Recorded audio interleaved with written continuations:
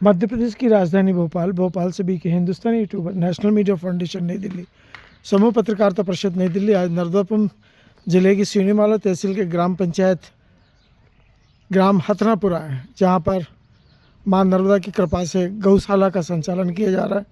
और माँ नर्मदा के दक्षिण तट से जो लोग नीचे की ओर निकल रहे हैं, उनके लिए यहाँ पर भोजन व्यवस्था, रुकने की व्यवस्था, चाय नाश्ता, सभी की व्यवस्था परिक्रमावासियों के ही द्वारा की जा रही है। जो यहाँ के संचालक गण हैं, उन्होंने माँ नर्मदा की परिक्रमा कर चुके हैं और वर्तमान में वे परिक्रमावासियों की सेवा में लगे हुए हैं।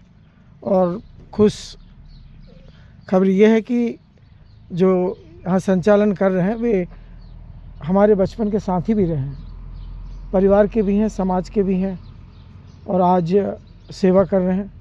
परिक्रमा हमारी टीम ने पहले किया था और इन्होंने बाद में किया, पर दोनों टीमों का उपदेश केवल एक ही है, माँ नर्मदा के तट पर जो परिक्रमा के लिए यहाँ से निकल कर जा रहे हैं उनकी सेवा करना उनका उपदेश है। सामने में जो मूर्ति है उनका परिचय हमने एक बार और दे चुके हैं और भी आज हम उनका परिचय देंगे। दूसरी जो मूर्ति है उनका भी परिचय हमने शायद पहली बार तो नहीं दिया, पर दूसरी बार ज़रूर देंगे हम। और अभी परिक्रमा पर आए हुए जिनका कि स्वागत किया गया है बस स्टैंड पे ही। दादा आपका क्या नाम है? कहाँ से हैं दादा आप? नहीं, राजस्थान में किस गांव से हैं? हठोत हठोत थाना क्या लगता है? अच्छा, दादा कहाँ से हैं? बरमान के हैं आप? बरमान घाट तो रुके थे हम लोग। नहीं, हम रुके थे जब हम परिक्रमा में गए थे तब। वो अब इतना तो ख्याल नहीं है, अब 13-14 साल हो गए हैं। तो 13-14 से भी ज़्यादा हो गए। बालक दास के साथ जब गए थे हम लोग, बहुत समय हो गया। आपको गए कितने वर्ष हो गए? हाँ, 19। सोचो, जब इनको 19 हो गए तो मेरे को तो फिर ज़्यादा हो गए होंगे। आपको? 11 में गया था और फिर अभी और गया था, बीच में गए थे। अच्छा, चलिए। हाँ, देखिए, ये जो माँ नर्मदा की परिक्रमा एक सिद्ध परिक्रमा मानी जाती है और जिसने मन से परिक्रमा किया है वो मन से सेवा भी कर रहे हैं यहाँ पर। और उम्मीद करते हैं कि जो लोग परिक्रमा से लौटे हैं वे भी माँ नर्मदा के तटों पर जहाँ जहाँ उनके निवास है वहाँ पर इसी प्रकार की सेवा करेंगे, ऐसी उम्मीद की जाती है। गौशाला का भी यहाँ संचालन किया जाता है, पर आर्थिक परिस्थितियों के कारण यह गौशाला कई बार चालू की गई और कई बार बंद कर दी गई, क्योंकि आर्थिक संकट हर समय इस गौशाला के ऊपर में बरकरार रहा। यदि दादा धुनी वाले रहते तो निश्चित तौर पे अब गौशाला भव्य रूप धारण कर लेती। कि जैसा कि अभी बता रहे हैं कि गौशाला चल रही है।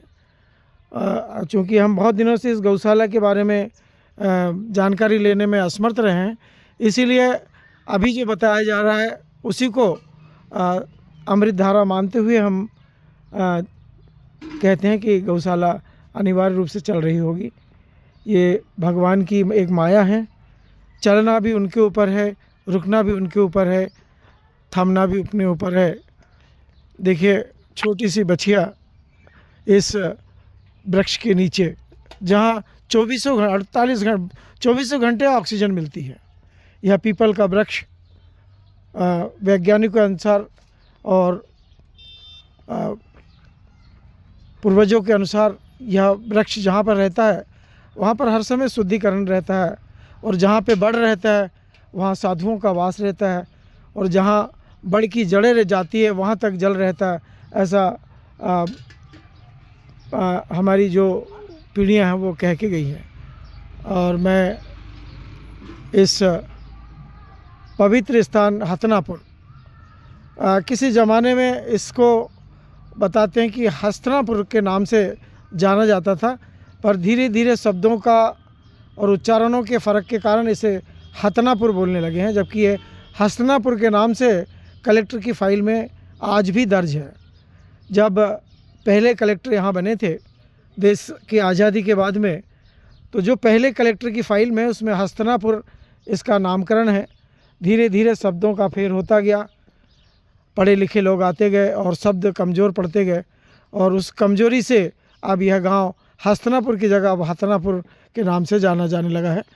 और हम इस पवित्र स्थान के बारे में क्या कहेंगे, अगले पृष्ठभूमि पर हम इस हथनापुर की विशेष जानकारी मां नर्मदा के दक्षिण तट आवली घाट से देंगे।